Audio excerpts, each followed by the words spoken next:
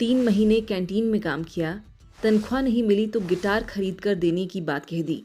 Guitar भी मिल गया, वो भी मेहनत का।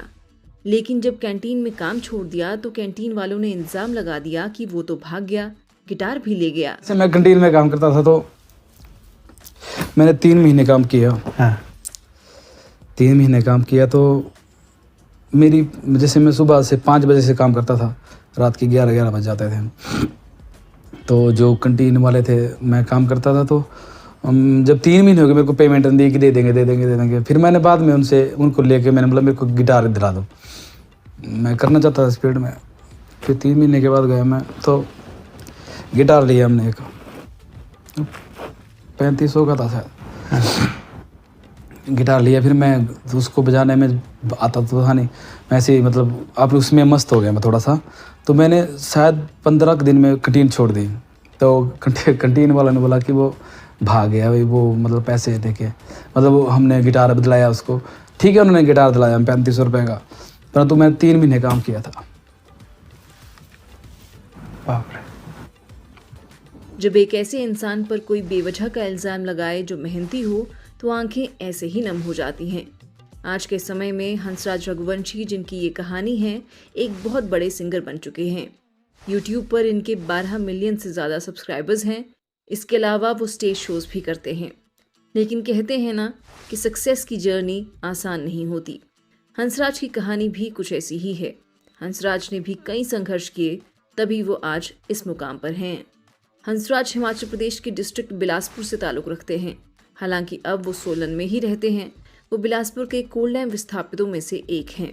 अब वो सोलन के कंधर में रहते हैं। हंसराज जब कॉलेज के फर्स्ट ईयर में थे तो उन्हें किसी वजह से कॉलेज छोड़ना पड़ा और दिल्ली जाकर काम करना पड़ा। इस दौरान हंसराज ने कंपनीज में कॉफ़ी मशीन्स ठीक करने का काम किया। इसके अलावा उन्होंने और काम भी किए। जब उन्हें एहसास हुआ कि ये तो ठीक नहीं है तो वो वापस आ गए और सुंदरनगर के MLSM कॉलेज गए। वो BCom में फेल हो चुके थे तो उन्होंने सोचा कि वो BA करेंगे और म्यूज़िक सब्जेक्ट चूज़ करेंगे। इसी बीच रूसा सिस्टम अप्लाई हो गया और किताबें ज़्यादा हो गई। हंसराज को लगा अब किताबें कैसे आएंगी। इस दौरान हंसराज ने घर से खर्च लेना ठीक नहीं समझा और कॉलेज के कैंटीन में काम करना शुरू कर दिया ताकि खर्चा निकल सके। जब वो कैंटीन में काम करने लगे तो लड़कियां जानबूझकर कहती थी कि टेबल साफ करो। काम करने लगा तो जो जैसे कॉलेज में मेरे साथ पढ़े थे लड़के लड़कियां, लड़के छोड़ो लड़कियां, तो जानबूझ के वो बोलती थी कि हाँ कि भैया इनको बोलो कि टेबल साफ करो। हाँ, तो फिर मैंने किया टेबल साफ। अब तक हंसराज एक गाना रिलीज कर चुके होते हैं, बाबा जी।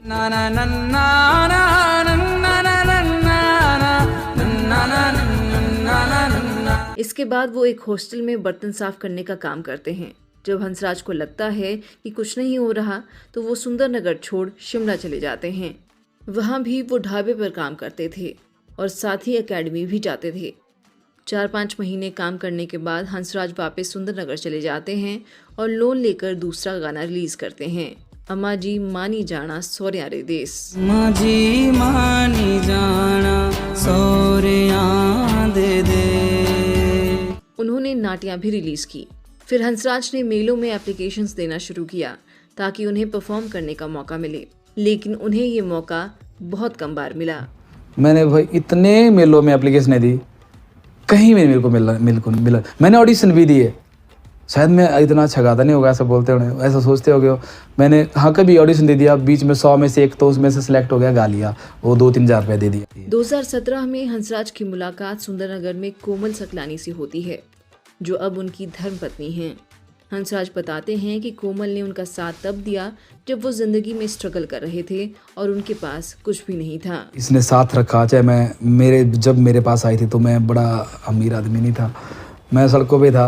और तो ये नहीं बोल सकते कि इसने मेरे को देखा कि भाई ये बहुत खतरनाक कलाकार है और बहुत फेमस कलाकार है, पैसे वाला आदमी है, तो वैसा भी कुछ नहीं था।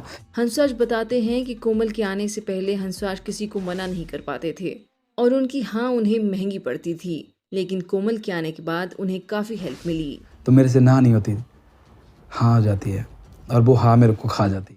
हंसराज के पिता लकड़ी का काम करते थे और माँ पतले बनाती थी। उनकी एक बहन और एक भाई है। हंसराज को बाबा जी के नाम से भी पुकारा जाता है। जिस तरह से वो डिवोशनल गाने गाते हैं, उसी तरह वो खुद भी भगवान शिव की तरफ काफ़ी डिवोटेड हैं। वो अपनी बातों में महाकाल को याद करना नहीं भूलते। मैं हिंदी गाने गाता था, तो ना मैंने कभी सोचा था कि मैं भजन गाऊंगा। मैं चाहता था कि मैं फिल्मों में गाने गाऊं। तो ये मैंने सोचा था, परंतु महादेव ने क्या सोचा था वो आपके सामने है। हंसराज आज जिस मुकाम पर हैं वो उनकी मेहनत है और बेशक महाकाल का आशीर्वाद भी उनके साथ है, तभी आज उनके गाने हर जगह गुनगुनाए जाते हैं।